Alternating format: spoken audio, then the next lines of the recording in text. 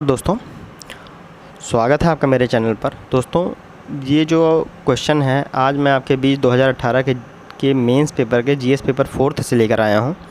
ये तीसरे का बी क्वेश्चन है। तो ये वारेन बफेट का इन्होंने क्वेश्चन दे दिया है जिससे आप यूपीएससी का दायरा समझ सकते हैं। तो आइए देखते हैं ये क्वेश्चन क्या है कि नियुक्ति हेतु व्यक्तियों की खोज करते समय आप 3 गुणों की खोज करते हैं, जैसे सत्यनिष्ठा, बुद्धिमत्ता और ऊर्जा। यदि पहला गुण माने सत्यनिष्ठा नहीं है तो वह अन्य दोनों गुणों को समाप्त कर देगा, यानी बुद्धिमत्ता और ऊर्जा को भी समाप्त कर देगा।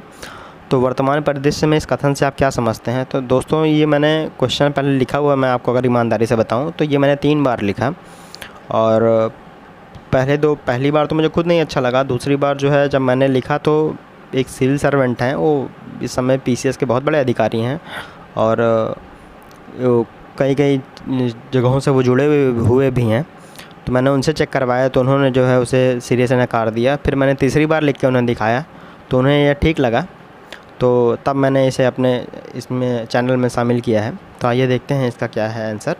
पहले इसकी भूमिका है कि किसी संस्था, संगठन या कार्य हेतु व्यक्ति की नियुक्ति में सत्यनिष्ठा, बुद्धिमत्ता एवं ऊर्जा आवश्यक गुण माने जाते हैं, परंतु उनमें भी सत्यनिष्ठा को नोडल समिति ने भी पहला स्थान दिया है। तो देखिए दोस्तों, भूमिका इसकी बहुत अच्छी है। मैंने इसको जो है एकदम डीप में बताया है और नोलन समिति में भी डाल दिया है।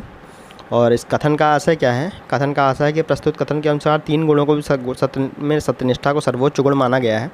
क्योंकि सत्यनिष्ठा क्यों मानी गई है आइए ये देखते हैं। क्योंकि सत्यनिष्ठा में सदाचार, आचरण परक व्यवहार, कर्तव्य निष्ठा, दूसरों को आदर करना जैसे सभी मूलभूत गुणों का समावेश होता है।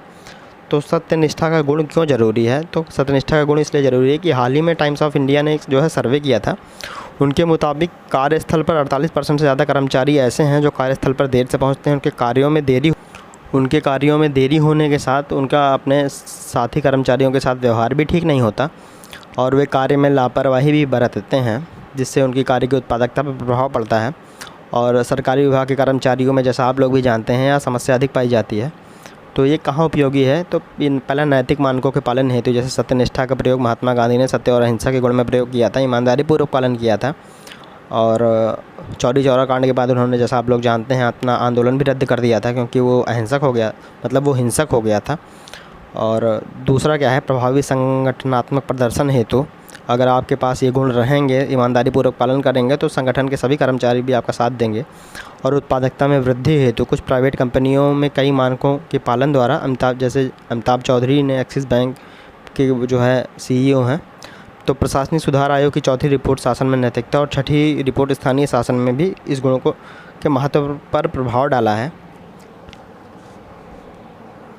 इसका लाभ क्या है? इसका लाभ है कि विश्वसनीयता बढ़ती है, संगठन की साख बढ़ती है और लोगों की भी विश्वसनीयता बढ़ती है। तो इसका निष्कर्ष क्या है? देखिए दोस्तों, इसका निष्कर्ष कोई फालतू नहीं है। ये निष्कर्ष जो है मैंने 2019 के इकोनॉमिक सर्वे से उठाया हुआ है। तो जिस प्रकार पराली जलाने का प्रभाव वायुमंडल ही नहीं संपूर्ण पारिस्थितिक पर्यावरण पर पड़ता है, उसी प्रकार सत्यनिष्ठा का प्रभाव विभिन्न रूप से संगठन पर पड़ता है। अतः यह जरूरी मूलभूत गुण है। तो दोस्तों, आपको ये मेरा आंसर कैसा लगा मुझे कमेंट सेक्शन में बताना न भूलें। और अगर आप भी ऐसा आंसर लिख पाएँ या इससे अच्छा आंसर लिख पाएँ तो मुझे कमेंट सेक्शन में ज़रूर बताएं। धन्यवाद।